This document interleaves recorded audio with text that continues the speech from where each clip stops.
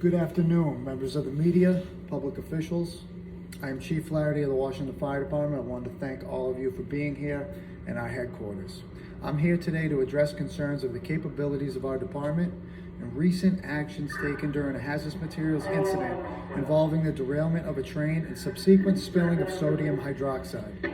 I wanted to communicate to the news media, citizens, and public officials directly because of the false allegations made towards our organization.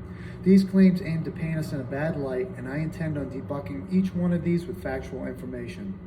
Since taking over as the Fire Emergency Services Administrator for the department, I have repeatedly made the community aware of my goals in this position. I am constantly working to improve our operational impact, community interaction, public trust, and perception.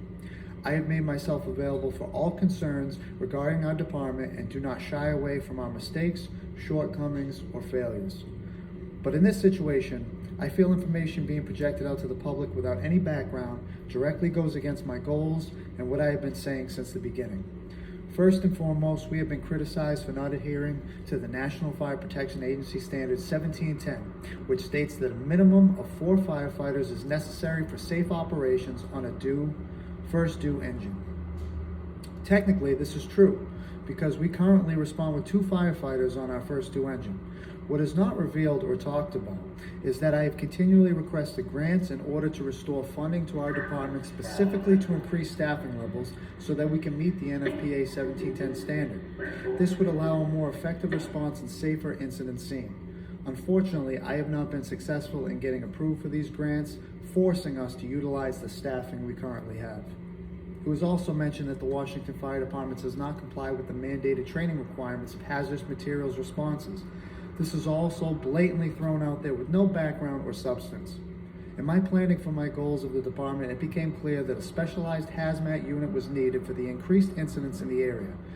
I began working towards compliance with OSHA regulations in regard to hazmat response. Currently, all members have completed the awareness level of training. Unfortunately, this compliance cannot occur overnight, and we still must respond to and mitigate any hazardous materials incidents within our community and the surrounding areas. With no specialized unit able to be activated and members not yet trained to the level of operations, our firefighters knew it was still necessary to respond to maintain life safety within the nursing home and the surrounding residential area. With past flooding being apparent in the nursing home, our crews knew that they could not allow the chance for chemicals to enter and become a danger to the people inside. They were forced to enter the hot zone without the specified training in order to divert the chemicals away from the nursing home.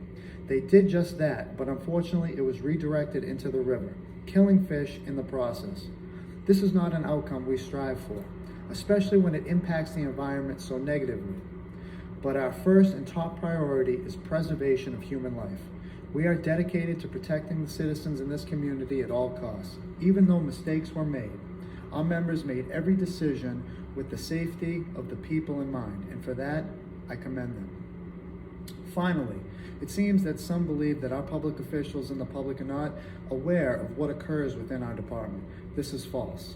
I have maintained transparency in my administration since day one. I am vocal in the needs of my department and this community. I have always made myself available for anyone who had concerns or reservations on how we were operating. I have made corrections, set goals, and my members strive every day to improve the capabilities of this department. I have developed many positive working relationships in our city's government, and I believe we have gained a lot of trust from the citizens just by our actions. I am constantly making proposals, some approved and some denied, but with these proposals, it is made known to everyone that comes to the meetings at City Hall of what my department's intentions are, where I think we should be, and where we plan to go. I hope what I have said here today has cleared a lot of the misinformation up that has been floating around. Thank you all for your time, and have a good day.